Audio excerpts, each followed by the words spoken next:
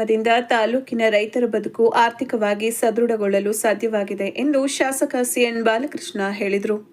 ತಾಲೂಕಿನ ಬಾಗೂರು ಹೋಬಳಿಯ ವಳಗೇರಹಳ್ಳಿ ಗ್ರಾಮದ ಹಾಲು ಉತ್ಪಾದಕರ ಸಹಕಾರ ಸಂಘದ ನೂತನ ಮೇಲಂತಸ್ತು ಕಟ್ಟಡವನ್ನು ಉದ್ಘಾಟಿಸಿ ಮಾತನಾಡಿದ ಅವರು, ಸಂಘದ ವತಿಯಿಂದ 10 ಲಕ್ಷ ರು ವೆಚ್ಚದಲ್ಲಿ ಮೇಲಂತಸ್ತು ಕಟ್ಟಡವನ್ನು ನಿರ್ಮಾಣ ಮಾಡಲಾಗಿದೆ. ಇದರಿಂದ ಸಂಘದ ಸಭೆ ಸೇರಿದಂತೆ ಇನ್ನಿತರ ಕಾರ್ಯಕ್ರಮಗಳಿಗೆ ಹೆಚ್ಚಿನ ಅನುಕೂಲವಾಗಲಿದೆ. ಸಂಘ ಹೆಚ್ಚು ಲಾಭ ಗಳಿಸಲು ಸದಸ್ಯರು ಗುಣಮಟ್ಟದ ಹಾಲನ್ನು ಮಾರಾಟ ಮಾಡಬೇಕು.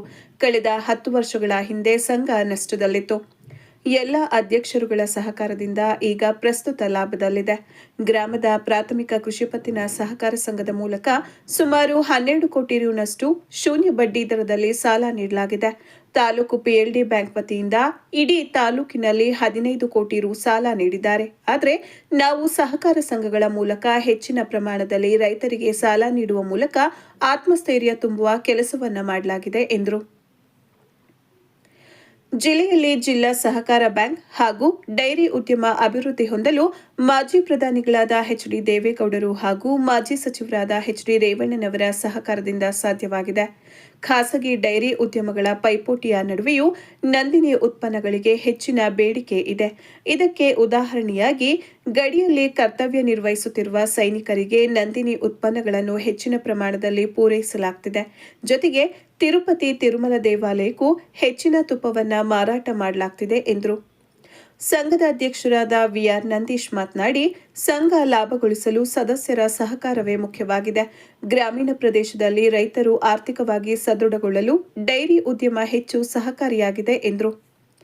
ಕಾರ್ಯಕ್ರಮದಲ್ಲಿ ಎಪಿಎಂಸಿ ಮಾಜಿ ಅಧ್ಯಕ್ಷರಾದ ವಿಎನ್ ಮಂಜುನಾಥ್, ತಾಲೂಕು ಪಂಚಾಯಿತಿ ಮಾಜಿ ಉಪಾಧ್ಯಕ್ಷರಾದ ಶಿವಸ್ವಾಮಿ, ಕೃಷಿ ಪತ್ತಿನ ಸಹಕಾರ ಸಂಘದ ಅಧ್ಯಕ್ಷರಾದ ದೇವರಾಜ್, ಸಂಘದ ನಿರ್ದೇಶಕರುಗಳಾದ ಜೈರಾಮ್, ಚಂದ್ರೇಗೌಡ, ರಾಮಕೃಷ್ಣ, ಮಹೇಶ್, ವಿಆರ್ ಯೋಗೇಶ್, ಚಂದು, ಕಲ್ಪನಾ ಚಿಕ್ಕೇಗೌಡ, ಪ್ರೀತಿ ಕುಮಾರಿ, ಪರಮೇಶ್, ಜ್ಯೋತಿ ಜೈರಾಮ್, ಹಾಸನ ಹಾಲು ಒಕ್ಕೂಟದ ಸಂಘದ ಪ್ರಧಾನ ವ್ಯವಸ್ಥಾಪಕರಾದ ಎಂ ರೂಪೇಶ್, ಸಹಾಯಕ ವ್ಯವಸ್ಥಾಪಕರಾದ ಎಂ ದಯಾನಂದ್, ಕಾರ್ಯದರ್ಶಿ ವಿಎನ್ ಪುನೀತ್ ಕುಮಾರ್, ಮುಖಂಡರುಗಳಾದ ಗಿರೀಶ್, ಬೋರೇಗೌಡ, ರಂಗೇಗೌಡ, ಈಶಣ್ಣ, ದೇವರಾಜ್, ರಾಮಚಂದ್ರು ಸೇರಿದಂತೆ ಸಂಘದ ಸದಸ್ಯರು ಹಾಜರಿದ್ದರು.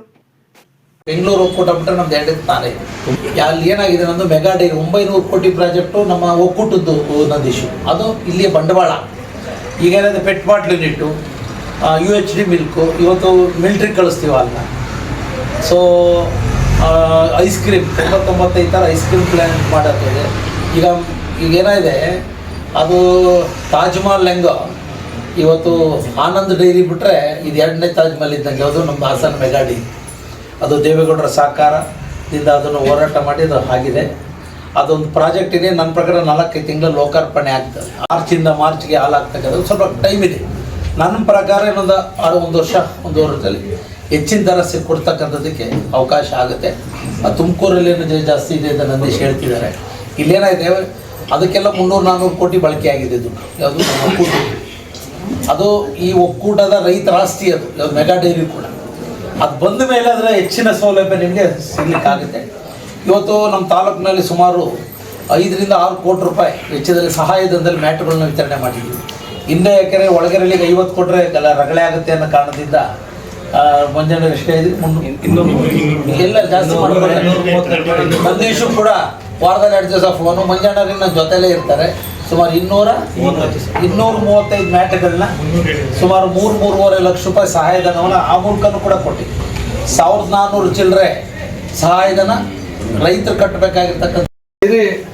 ಇವತ್ತು ಒಂದು ಮೇಲಂತಸ್ತಿನ ಕಟ್ಟಡನ ಇವತ್ತು ಉದ್ಘಾಟನೆ ಆಗಿರ್ತಕ್ಕಂಥದ್ದು ನಿಜವಾಗಲೂ ಕೂಡ ನಮ್ಮೆಲ್ಲರಿಗೂ ಕೂಡ ಒಂದು ರೀತಿಯ ಸಂತೋಷವಾದಂಥ ವಿಚಾರ. ಬಹುಶಃ ನಾನು ಕೂಡ ಸ್ವಲ್ಪ ಬೇಗ ಬರಬೇಕಾಯಿತು, ಅನಿವಾರ್ಯ ಕಾರಣದಿಂದ ನಮ್ಮದು ಲೇಟ್ ಆಯಿತು. ಅದಕ್ಕೆ ತಮ್ಮಲ್ಲಿ ವಿಷಾದನೆ. ನಮ್ಮ ಕಾರ್ಯಕಾರಿ ಮಂಡಳಿಯವರು ಕೂಡ ನಮ್ಮನ್ನೆಲ್ಲ ನೀವು ಬರಬೇಕು, ಈ ಸಂಸ್ಥೆನ ಸ್ಥಾಪನೆ ಮಾಡಿದ್ದು ಮೂಲ ರೂವಾರಿ ನೀವು. 1989-90ರಲ್ಲಿ ನೀವು ಪಟ್ಟಂಥ ಶ್ರಮ ಇವತ್ತು ನೂರಾರು ಸಂಘನ ಏಕಕಾಲದಲ್ಲಿ ಇವತ್ತು ಕಾನೂನಾತ್ಮಕವಾಗಿ ನಮ್ಮ ಶಾಸಕರು ಜರೂರೇ ಮಾಡ್ಬೋದು. ಬಟ್ ಅವತ್ತಿನ ಸಂದರ್ಭದಲ್ಲಿ 89-90ರಲ್ಲಿ ನಮ್ಮ ಸಂಘ 3 ಬಾರಿ ಲಿಕ್ವಿಡೇಷನ್ ಆಗಿ ನಿಂತಿತ್ತು. ಆ ನಿಂತಿದ್ದಂಥ ಸಂದರ್ಭದಲ್ಲಿ ಜನಗಳ ಒಂದು ಆಸೆ ಮೇರೆಗೆ ಅದನ್ನು ಇಲ್ಲಿಂದ ಬಹುಶಃ ನಾನು ಪಟ್ಟಂಥ ಕಷ್ಟ, ಬಿದ್ರಿಗೆ ಸೈಕಲಲ್ಲಿ ಹಾಲು ಹೊಡೆದು ಕೊಂಡನಾಳಿಗೆ ಹೊಡೆದು ಹಾಲು ಲಾರಿ ಮಿಸ್ ಆದಾಗ ಆ ಹಾಲನ್ನು ನಿಗಳಕ್ಕೆ ಕೆರೆಗೆ ಚೆಲ್ಲಿ ಬಟ್ ಆ ರೈತರು ನನ್ನನ್ನು ಸಂಘನ ಸದಸ್ಯಲಪ್ಪ ಕೊನೆಗೆ ನನ್ನ ಆಸ್ತಿ ಮಾರೋದಾಗಲಿ ನಿಮಗೆ ದುಡ್ಡು ಕೊಡ್ತೀನಿ ಒಂದು ಸಂಸ್ಥೆನ ಚಾಲನೆ ಮಾಡಬೇಕು ಅಂತೇಳಿ ಅವತ್ತು ಈ ಸಂಸ್ಥೆಯನ್ನು ಚಾಲನೆ ಮಾಡೋದಕ್ಕೆ ಅವತ್ತು ಗ್ರಾಮಸ್ಥರು ಸಹಕಾರ ಕೊಟ್ಟಿದ್ದರು. ಅದರಲ್ಲಿ ನಾನು ಕೂಡ ಒಂದೇ ಒಂದು ರೂಪಾಯಿನ ಲೋಪ ಆಗದ ರೀತಿಲಿ ಅದೇನಾಯಿತು, ಇವತ್ತು ನನ್ನೊಂದು 2 ಎಕರೆ ಅವತ್ತಿನ ಹಣವನ್ನು ಹೊಂದಾಣಿಕೆ ಮಾಡೋಕ್ಕಾಗ್ತದೆ, ಒಂದು 3 ಎಕರೆ ಆಸ್ತಿ ಮಾಡಿದೆ ಸರ್. ಅದು ಬಹುಶಃ ಇದು ನಮ್ಮ ಊರಿನ ಜನಕ್ಕೆ ಜಗಜ್ಜಾಹೀರವಾಗಿದೆ. ಡೈರಿಗೋಸ್ಕರ ಆಸ್ತಿ ಮಾಡೋದು ಮ್ಯಾಟ್ರ್ ಗೊತ್ತಿಲ್ಲ.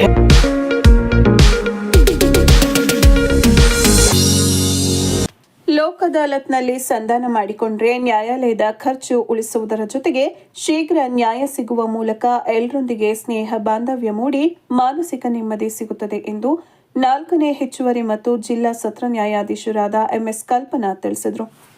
ಪಟ್ಟಣದ ನ್ಯಾಯಾಲಯಗಳ ಸಂಕೀರ್ಣದಲ್ಲಿ 2026-27ನೇ ಸಾಲಿನ 2ನೇ ಮೆಗಾ ಲೋಕ್ ಅದಾಲತ್ನಲ್ಲಿ ಕಳೆದ ಹಲವು ವರ್ಷಗಳಿಂದ ಉಂಟಾಗಿದ್ದ ಭಿನ್ನಾಭಿಪ್ರಾಯದಿಂದ ಮದುವೆ ನಂತರ ಬೇರೆ ಬೇರೆಯಾಗಿ ವಾಸಿಸುತ್ತಿದ್ದ ಕೋರ್ಟ್ ಮೆಟ್ಟಿಲೇರಿದ್ದ ಜೋಡಿಗಳಿಗೆ ಬುದ್ಧಿ ಹೇಳಿ ಮನವೊಲಿಸಿ ಪರಸ್ಪರ ಹಾರ ಬದಲಿಸಿ ದಂಪತಿಗಳನ್ನು ಒಂದು ಮಾಡಿ ಮಾತನಾಡಿದ ಅವರು, ದಂಪತಿಗಳು ಚಿಕ್ಕ ಚಿಕ್ಕ ವಿಚಾರಗಳಿಗೆ ಮನಸ್ಸು ಕೆಡಿಸಿಕೊಂಡು ಕೆಲವೊಂದು ಸಲ ಬೇರೆಯವರ ಮಾತು ಕೇಳಿ ಸಹ ನ್ಯಾಯಾಲಯಗಳಿಗೆ ವಿಚ್ಛೇದನಕ್ಕೆ ಅಥವಾ ಜೀವನಾಂಶಗಳಿಗೆ ದಾವೆ ಹಾಕಿದ್ದು ರಾಜಿ ಸಂಧಾನದಿಂದ ಕುಟುಂಬ ಜೀವನ ಸುಧಾರಿಸುತ್ತದೆ.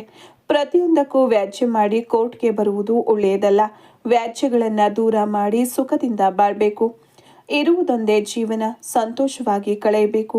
ಅವರಿಗೆ ಭಗವಂತ ಒಳ್ಳೆಯದನ್ನ ಮಾಡಲಿ, ಅವರ ಜೀವನ ಸುಖಕರ, ಸಂತೋಷ, ನೆಮ್ಮದಿಯಾಗಿ ಇರಲಿ ಎಂದು ಶುಭ ಹಾರೈಸಿದರು. ಮಕ್ಕಳು ಪೋಷಕರಿಗಾಗಿ ಪರಸ್ಪರ ನಂಬಿಕೆಯಿಂದ ಜೀವನ ನಡೆಸಬೇಕು ಎಂದ ಅವರು, ಹಲವು ವರ್ಷಗಳ ಕಾಲ ಕಾನೂನು ಹೋರಾಟ ಮಾಡಿ ಒಬ್ಬರು ಗೆಲ್ತಾರೆ, ಮತ್ತೊಬ್ಬರಿಗೆ ಸೋಲಾಗುತ್ತದೆ. ಆದರೆ ಅದಾಲತ್ನಲ್ಲಿ ಇಬ್ಬರಿಗೂ ತೃಪ್ತಿಯಾಗುವ ತೀರ್ಮಾನ ಮಾಡಲಾಗ್ತದೆ.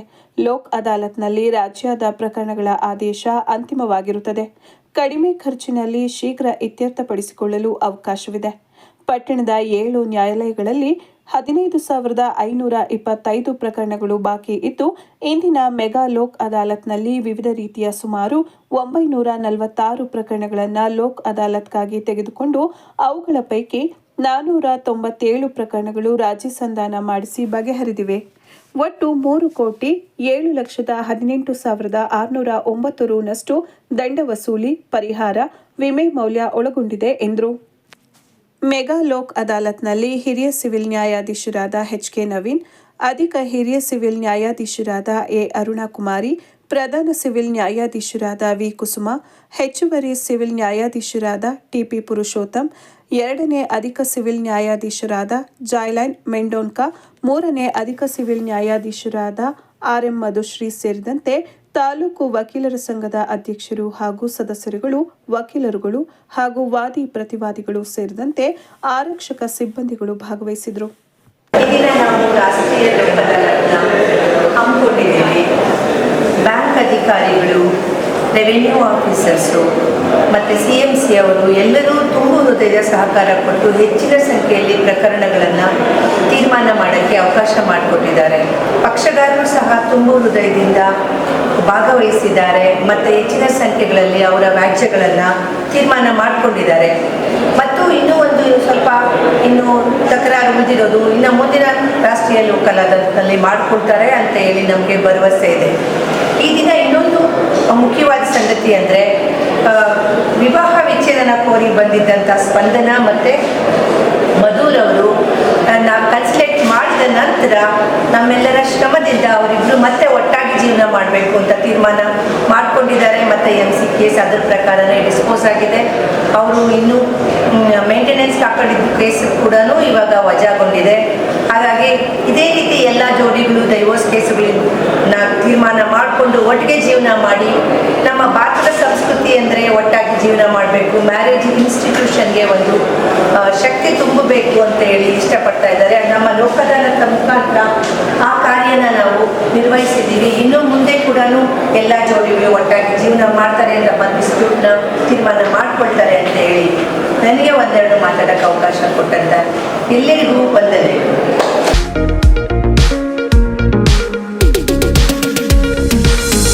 ಇತ್ತೀಚೆಗೆ ರಾಜಸ್ಥಾನದಲ್ಲಿ ನಡೆದ ಅಮಾನುಷ ಘಟನೆಯಾದ ಅಪ್ರಾಪ್ತ ಬಾಲಕಿಯ ಮೇಲಿನ ಲೈಂಗಿಕ ದೌರ್ಜನ್ಯ ಖಂಡಿಸಿ ಪಟ್ಟಣದ ಅಕ್ಷರ ಸ್ಕೂಲ್ ಆಫ್ ಎಕ್ಸಲೆನ್ಸ್ನ ಮಕ್ಕಳಿಂದ ಪಟ್ಟಣದಲ್ಲಿ ಜಾಗೃತಿ ಜಾಥಾ ನಡೆಯಿತು.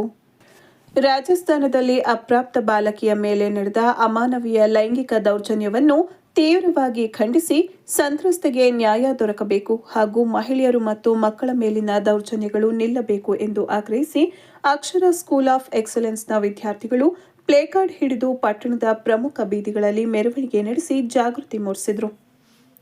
ಶಾಲೆಯ ಸುಮಾರು 300ಕ್ಕೂ ಹೆಚ್ಚು ವಿದ್ಯಾರ್ಥಿಗಳು, ಶಿಕ್ಷಕರು ಹಾಗೂ ಸಿಬ್ಬಂದಿಗಳು ಮಹಿಳೆಯರು ಮತ್ತು ಮಕ್ಕಳ ಸುರಕ್ಷತೆಯ ಪರ ಹಾಗೂ ಲೈಂಗಿಕ ದೌರ್ಜನ್ಯ ವಿರೋಧಿ ಘೋಷಣೆಗಳನ್ನು ಕೂಗುತ್ತಾ ಸಾಗಿದ್ರು. ಶಾಲೆಯ ಆಡಳಿತ ಮಂಡಳಿಯ ಸದಸ್ಯರು ಮೆರವಣಿಗೆಯಲ್ಲಿ ಉಪಸ್ಥಿತರಿದ್ದು ವಿದ್ಯಾರ್ಥಿಗಳಿಗೆ ಪ್ರೋತ್ಸಾಹ ನೀಡಿದರು. ಈ ವೇಳೆ ಶಾಲಾ ಪ್ರತಿನಿಧಿಗಳು ಮಾತನಾಡಿ, ಮಹಿಳೆಯರು ಮತ್ತು ಮಕ್ಕಳ ಮೇಲಿನ ಯಾವುದೇ ರೀತಿಯ ದೌರ್ಜನ್ಯವನ್ನು ಸಮಾಜ ಒಗ್ಗಟ್ಟಿನಿಂದ ವಿರೋಧಿಸಬೇಕು. ಪ್ರತಿಯೊಬ್ಬ ನಾಗರಿಕನು ಮಕ್ಕಳ ಸುರಕ್ಷತೆ ಹಾಗೂ ಗೌರವವನ್ನು ಕಾಪಾಡುವ ಹೊಣೆಗಾರಿಕೆಯನ್ನ ಅರಿತು ಕಾರ್ಯನಿರ್ವಹಿಸಬೇಕು ಎಂದು ಕರೆ ನೀಡಿದರು. ಸಮಾಜದಲ್ಲಿ ಜಾಗೃತಿ ಮೂಡಿಸಿ ಇಂತಹ ಅಮಾನವೀಯ ಘಟನೆಗಳು ಮರುಕಳಿಸದಂತೆ ಎಲ್ಲರೂ ಕೈಜೋಡಿಸಬೇಕೆಂದು ಮನವಿ ಮಾಡಿದರು. ಮೆರವಣಿಗೆಯು ಶಾಲಾ ಆವರಣದಿಂದ ಆರಂಭವಾಗಿ ಮುಖ್ಯ ರಸ್ತೆ, ಮಾರುಕಟ್ಟೆ ರಸ್ತೆ, ಬಸ್ ನಿಲ್ದಾಣ, ನವೋದಯ ವೃತ್ತ, ಮೈಸೂರು ರಸ್ತೆ ಮೂಲಕ ಸುಮಾರು 5 ಕಿಲೋಮೀಟರ್ ಸಂಚರಿಸಿ ಕೋರ್ಟ್ ಮುಂಭಾಗದಲ್ಲಿ ಸಮಾರೋಪಗೊಂಡಿತು. ಅಂತಿಮವಾಗಿ ರಾಷ್ಟ್ರಗೀತೆಯನ್ನ ಹಾಡುವ ಮೂಲಕ ಕಾರ್ಯಕ್ರಮವನ್ನು ಅಂತ್ಯಗೊಳಿಸಲಾಯಿತು.